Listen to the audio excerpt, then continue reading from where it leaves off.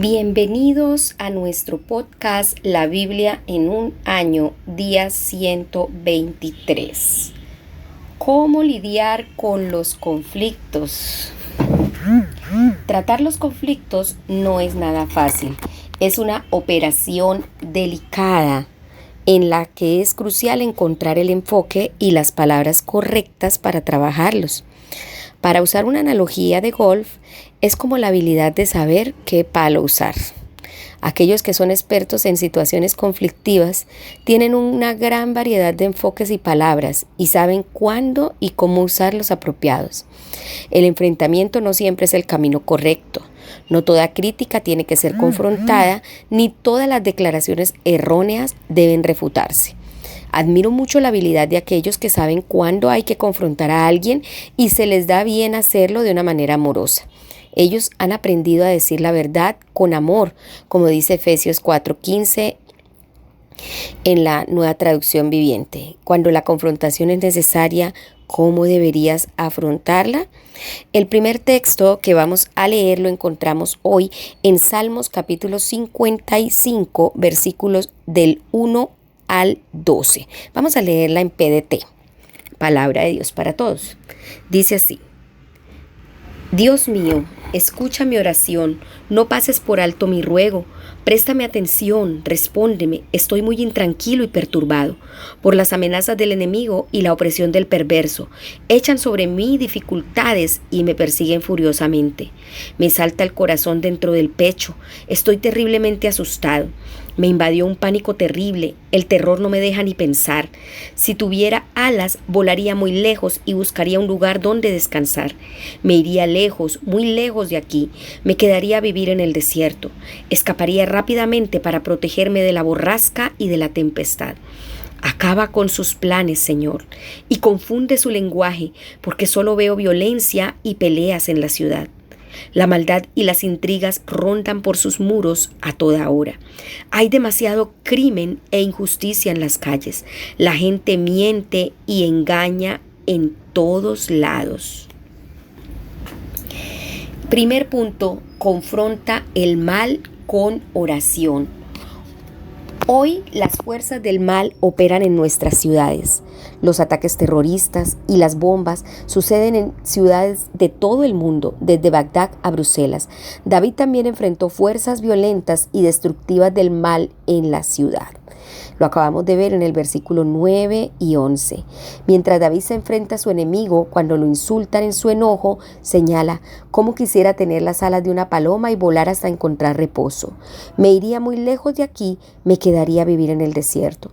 Presuroso volaría a mi refugio para librarme del viento borrascoso y de la tempestad». Ante la confrontación, la tentación es la huida, pero el mal debe ser enfrentado. No estás llamado a huir ni a sentirte abrumado. Más bien, estás llamado a quedarte donde puedas para hacer lo que esté a tu alcance. Como escribe San Pablo, no seas vencido por el mal, sino vence el mal con el bien. Lo dice en Romanos 12:21. La respuesta de David a la violencia y a la destrucción es pedirle a Dios que intervenga. Ora, destrúyelo, Señor, confunde su lenguaje. La oración es una parte importante de nuestra respuesta a las fuerzas destructivas. La oración y la acción van de la mano y necesitas de ambas. Incluso cuando no puedas ayudar físicamente, siempre puedes orar y Dios actúa en respuesta a tus oraciones. Vamos a hacer una pequeña oración. Escucha, oh Dios, mi oración y no pases por alto mi súplica. Ayúdame a no ser vencido por el mal, sino a vencer el mal con el bien. Ayúdame, Señor, a siempre interceder por mi ciudad, por nuestro país, por las naciones de la tierra. Ayúdanos, Señor, a orar siempre por la paz de Israel, por la paz en Jerusalén. Te pedimos, Señor, que te glorifiques en cada ciudad y en cada país con tu nombre glorioso y que confundas el lenguaje de aquellos perversos que buscan el mal. En el nombre de Jesús, amén. El segundo texto que vamos a leer en el día de hoy está en Juan capítulo 3 y vamos a leer desde el 1 hasta el 21. Jesús y Nicodemo. Había un hombre llamado Nicodemo, era de los fariseos y líder importante de los judíos. Este fue de noche a donde estaba Jesús y dijo: Maestro, nosotros sabemos que Dios te envió a enseñarnos, porque nadie sin la ayuda de Dios puede hacer las señales milagrosas que tú haces. Jesús le respondió: Te digo la verdad, el que no nace de nuevo no puede tener parte en el reino de Dios. Nicodemo le dijo: Pero si uno ya es viejo, ¿cómo puede nacer de nuevo? ¿Acaso puede regresar al vientre de su mamá y nacer otra vez? Jesús respondió: Te digo la verdad, el que no nace de agua y de espíritu no puede entrar al reino de Dios. El que nace de padres humanos tiene vida física, pero el que nace del espíritu tiene vida espiritual. No te sorprendas si te digo, ustedes tienen que nacer de nuevo. El viento sopla para donde quiere ir. Tú lo escuchas soplar, pero no sabes de dónde viene ni para dónde va. Así es con todos los que nacen del Espíritu. Nicodemo le respondió: ¿Cómo puede ser posible? Jesús le contestó: ¿Eres tú un maestro importante del pueblo de Israel y sin embargo no lo entiendes?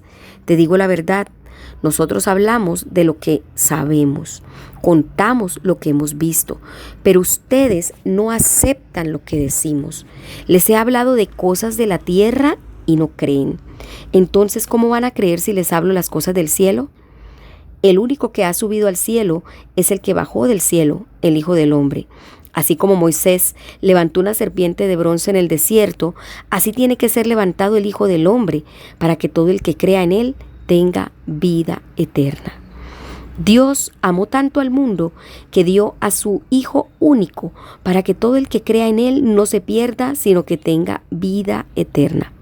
Dios no envió a su Hijo al mundo para condenar al mundo, sino para salvarlo por medio de él. El que crea en el Hijo de Dios no será condenado, pero el que no cree ya ha sido condenado por no haber creído en el Hijo único de Dios. La gente del mundo será juzgada porque con sus malas acciones no quiso la luz que vino al mundo, sino que prefirió la oscuridad. Todo el que odia la luz no se acerca a ella, porque la luz muestra todo lo malo que ha hecho. Pero el que practica la verdad se acerca a la luz para que muestre que sus hechos se hicieron por obra de Dios. El segundo punto es: corrige a las personas con amor. Corregir a los que están en una posición de debilidad es relativamente fácil y hasta a veces cobarde. Enfrentarse a aquellos que ocupan cargos de poder sobre nosotros por su trabajo, su estatus o su riqueza requiere de un gran valor. Jesús fue el maestro de la confrontación y nunca huyó de ella. Por otra parte, nunca actuó por ningún otro motivo que el amor. Nicodemo era un hombre muy poderoso, un fariseo moral y recto, y un dirigente de los judíos. Jesús no se dejó intimidar por su posición, sino que confronta cariñosamente a Nicodemo con su necesidad de nacer de nuevo, es decir, comenzar de nuevo, dejar atrás las heridas pasadas, así como los hábitos y los viejos caminos. La transformación es el núcleo del contenido del mensaje de Jesús. Nicodemo necesita nacer de nuevo del agua y del espíritu. La limpieza exterior debe ir acompañada de la inhabitación interior del Espíritu Santo. A Dios ahora no lo vemos físicamente, pero vemos las pruebas que hablan de Él. Al igual que no podemos ver el viento, pero podemos ver su efecto sobre los árboles y las hojas, lo invisible moviendo lo visible. Del mismo modo, Jesús dice que no puedes ver al Espíritu Santo, pero puedes ver su impacto en la vida de la gente. La persona que toma forma está concebida adentro por algo que no puedes ver ni tocar, el Espíritu, y se convierte en un espíritu vivo. Jesús pone en cuestión las creencias de Nicodemo con amor, usando la imagen de la serpiente en el desierto de Números 21. Jesús predice que Él mismo será levantado en la cruz para que todo el que crea en Él tenga vida eterna. La expresión que crea significa que confíe. Cada vez que empezamos una relación, nos arriesgamos. Todas las relaciones necesitan confianza y la confianza en la dinámica de una relación es algo que crece y perdura. Jesús enseña sobre el amor de Dios. La palabra griega usada para amor en el versículo 16 es ágape, la cual solo en el Evangelio de Juan aparece 44 veces. Este versículo resume el Evangelio de Juan y de hecho todo el Nuevo Testamento, porque tanto amó Dios al mundo que dio a su Hijo unigénito para que todo el que cree en Él no se pierda, sino que tenga vida eterna. Juan 3:16. Este es un texto que debemos aprendernos. Hay un Dios y su amor es tan grande como para abrazar a toda la humanidad sin distinción ni excepción. No es un amor genérico o sentimental.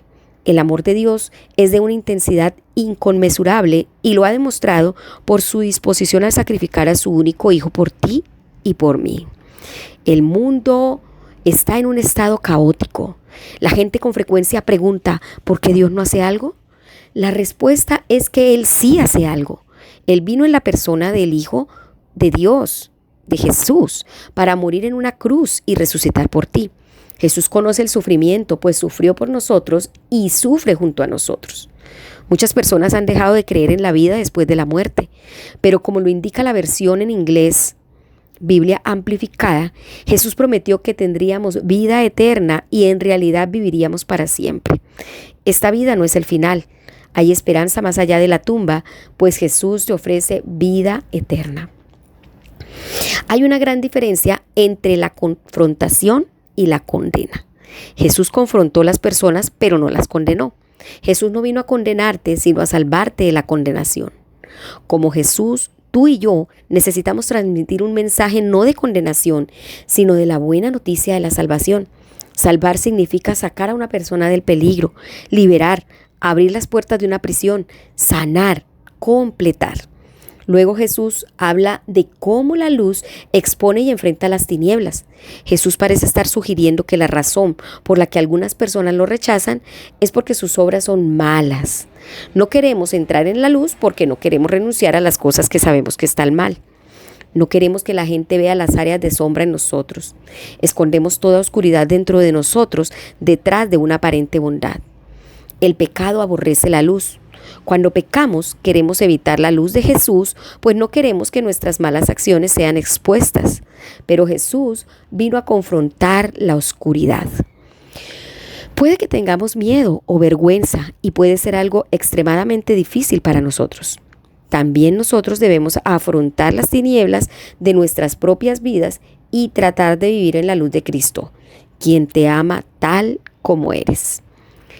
Martin Luther King señaló, la oscuridad no puede suprimir a la oscuridad, solo puede hacerlo el amor. El odio multiplica el odio. El odio descoyunta la personalidad y el amor la unifica de una forma sorprendente y eficaz. Vamos a orar. Amado Señor, quiero darte gracias por el ejemplo de mi amado Jesús. Ayúdame a vivir en la luz y a tener el valor de decir la verdad con amor siempre. Te lo pido en el nombre de Jesús. Amén. Ahora, el tercer texto bíblico que vamos a tomar es Josué desde el capítulo 21, verso 20 hasta el 22:34. Dice así el 21. Las ciudades asignadas al resto de los grupos familiares coatitas de los levitas eran de la tribu de Efraín. Les dieron Siquén, ciudad de refugio para los acusados de matar a alguien en las montañas de Efraín-Gezer, Kibzayín y Bet-Jorón, cada una con sus campos de pastoreo, en total 4 ciudades. De la tribu de Dan recibieron 4 ciudades, el Tequé, Gibetón, Ayalón y Gad-Rimón, cada una con sus campos de pastoreo, en total 4 ciudades. Y de la media tribu de Manasés recibieron 2 ciudades con sus campos de pastoreo, Tanak y Gad-Rimón. Así que el resto de los grupos familiares coatitas recibieron en total esas 10 ciudades con sus campos de pastoreo. A los gersonitas, uno de los grupos familiares de los levitas, les dieron las siguientes ciudades. De la media tribu de Manasés recibieron 2 ciudades con sus campos de pastoreo, Golán de Basán, ciudad de refugio para los acusados de matar a alguien, y Bestera. De la tribu de Isaacar recibieron Sison, Daberat, Jarmut, Enganim y en total 4 ciudades, cada una con sus campos de pastoreo. De la tribu de Aser recibieron Miseal, Abdón, Helcat y Rehob, en total 4 ciudades con sus campos de pastoreo. De la tribu de Neftalí recibieron 3 ciudades con sus campos de pastoreo: Sedes en Galilea, ciudad de refugio para los acusados de matar a alguien, Hamot, Dor y Cartán. Así que los grupos familiares gersonitas recibieron 13 ciudades en total junto con sus campos de pastoreo. El otro grupo familiar de los levitas era de los meratitas de la tribu de Zabulón. Recibieron 4 ciudades con sus campos de pastoreo: Jocneán, Cartá, Dimná y Nalal. De la tribu de Rubén recibieron 4 ciudades con sus campos de pastoreo: Beser, Yahaza, Cademot y Mefat. De la tribu de Gad recibieron 4 ciudades y sus campos de pastoreo: Ramot de Galaad, ciudad de refugio para los acusados de matar a alguien, Mahanayim, Hezbón y Jazer. Así que el resto de los grupos familiares de los levitas, los meraritas, recibió en total 12 ciudades.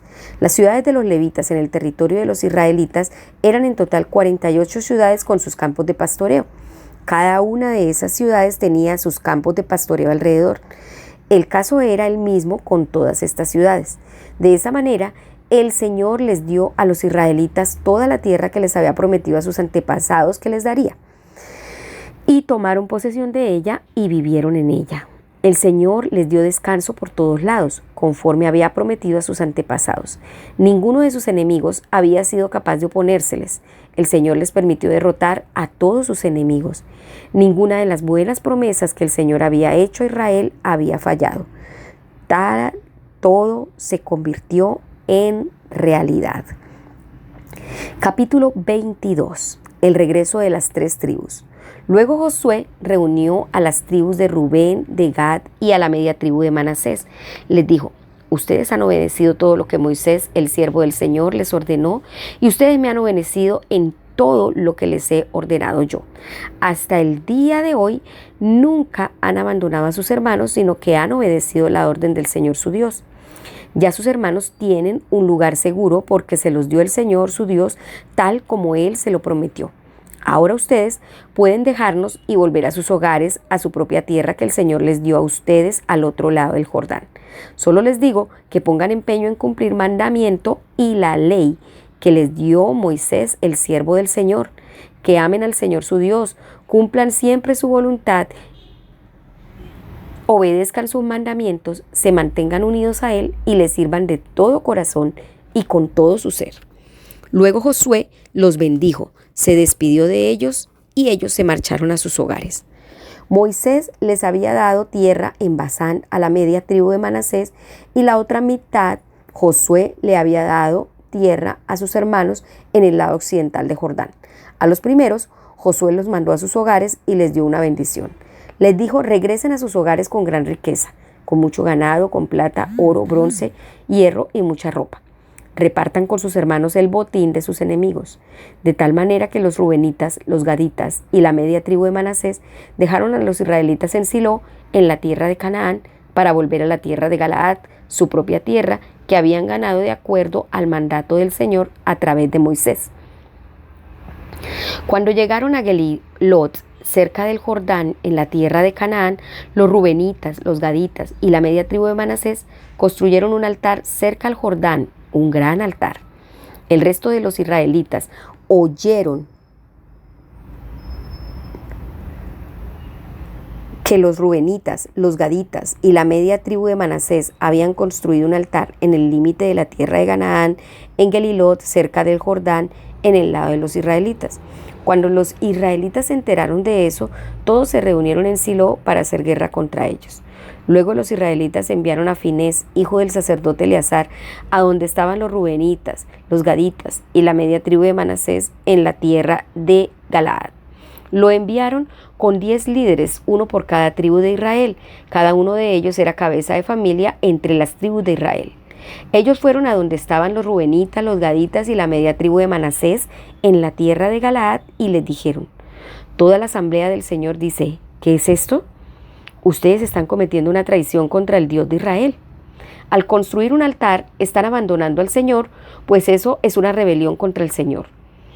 ¿Es que el pecado de Peor no fue lo bastante grave para nosotros? Todavía hoy estamos sufriendo por el pecado que cometimos. Dios le envió una enfermedad a la comunidad del Señor. ¿Y ahora ustedes se alejan del Señor? Si ustedes hoy se rebelan contra el Señor, mañana Él se enojará con toda la comunidad de Israel. Si necesitan un altar porque su propia tierra está impura, vengan a la tierra del Señor donde está la carpa sagrada del Señor y tomen una parte del territorio entre nosotros. Pero no se rebelen contra el Señor ni contra nosotros al construir para ustedes un altar distinto al altar del Señor, nuestro Dios. ¿No se rebeló Acán, hijo de Sara, contra el mandato acerca de las cosas que debían ser destruidas y por eso la nación de Israel fue castigada? Acán no fue el único que murió por su pecado. Entonces los rubenitas, los gaditas y la media tribu de Manasés dijeron en respuesta a los líderes de Israel: el Señor es el Dios de todos los dioses, y lo decimos otra vez, el Señor es Señor y Dios de todos los dioses. Él sabe por qué hicimos esto y queremos que Israel también lo sepa. Ustedes pueden juzgar lo que hemos hecho.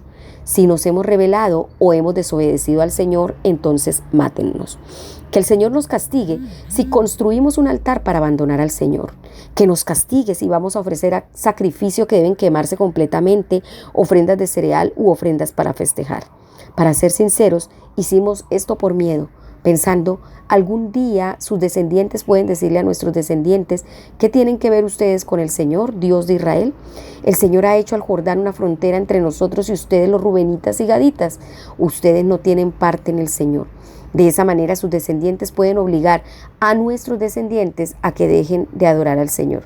Así que nosotros dijimos: actuemos por nosotros mismos, construyendo un altar, no para ofrecer sacrificios que deben quemarse completamente u otros sacrificios, sino para que sea un testigo entre nosotros y ustedes y entre nuestras generaciones después de nosotros. Será testigo de que nosotros adoraremos al Señor en su presencia con sacrificios que deben quemarse completamente, sacrificios por el pecado y ofrendas para festejar. Así, en el futuro sus descendientes no le dirán a nuestros descendientes: ustedes no tienen nada que ver con el Señor. Y nosotros dijimos: si alguna vez nos dicen esto a nosotros o a nuestros descendientes en el futuro, entonces nosotros diremos: miren la réplica del altar del Señor que nuestros antepasados hicieron, no para ofrendas ni sacrificios, sino como testigo entre nosotros y ustedes. Nosotros nunca nos rebelaríamos contra el Señor, ni nos alejaríamos hoy de seguir al Señor. Nunca construiríamos un altar para sacrificios que deben quemarse completamente, ofrendas de cereal u otros sacrificios. El altar que está enfrente de la carpa sagrada es el altar del Señor. Cuando el sacerdote Finés y los líderes de la asamblea, los cabezas de familia de las tribus que estaban con él, escucharon lo que dijeron los rubenitas, los gaditas y la media tribu de Manasés, quedaron bien conformes con la explicación. Luego Finés, hijo del sacerdote Eleazar, dijo a los rubenitas, a los gaditas y a los de Manasés: ahora nosotros sabemos que el Señor está entre nosotros y que ustedes no desobedecieron al Señor en este asunto. Ustedes les han evitado a los israelitas un castigo del Señor. Luego Finés, hijo del sacerdote Eleazar, y los líderes volvieron a la tierra de los rubenitas y los gaditas, en la tierra de Galaad, a donde viven los israelitas, en la tierra de Canaán, y les informaron lo acontecido. El informe fue del agrado de los israelitas, y los israelitas agradecieron a Dios y ya no hablaron de ir a la guerra contra ellos, ni destruir la tierra donde estaban viviendo. Los rubenitas y los gaditas llamaron al altar testigo, porque decían: es un testigo entre nosotros de que el Señor es nuestro Dios. Confronta sabiamente a la oposición. Ese es el tercer punto. Muchos conflictos podrían evitarse si la gente hablara entre sí en lugar de simplemente hablar unos de otros. A consecuencia de un simple malentendido, el resto de Israel miró a las dos tribus y media, los rubenitas, gaditas y la media tribu de Manasés, y pensó que habían hecho lo incorrecto y desobedecido a Dios. Sin embargo, en lugar de ir de inmediato a la guerra, ellos fueron lo suficientemente sabios como para confrontarlos y desafiarlos verbalmente. Apenas lo hicieron, quedó claro que sus temores eran infundados. Tenían razón al querer inmiscuirse en lugar de ignorar esto, porque lo que hace una parte del cuerpo afecta a todo el cuerpo. No podían simplemente decir, ellos deciden lo que hacen.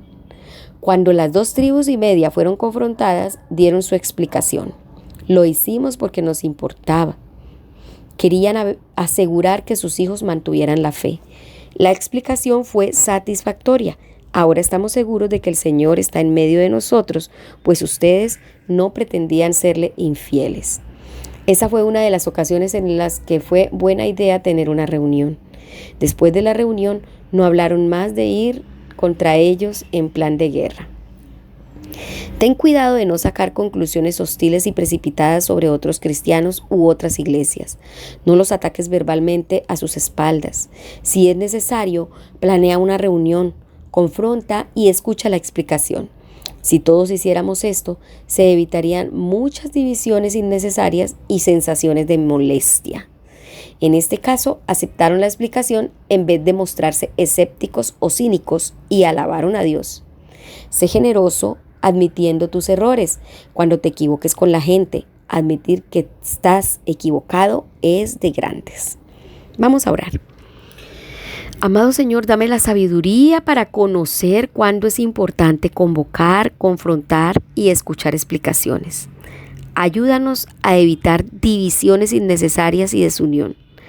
Ayúdame, Señor, a aprender las habilidades de la confrontación amorosa. En el nombre de Jesús, amén. La pastora Pipa añade en Salmo 55 del 9 al 10. En la ciudad solo veo contiendas y violencia, rondan por sus muros y dentro de ella hay intrigas y maldad. Todavía hay mucho de esto hoy en nuestro mundo. Eso es verdad. Bueno, recordemos que este devocional fue escrito por el pastor Nicky Gumbel de la iglesia HTB en Londres y la voz de este podcast es de Marisol Rojas. Que el Señor les bendiga y que tengan un día lleno de gloria, de la gracia del Señor. Dios les bendiga.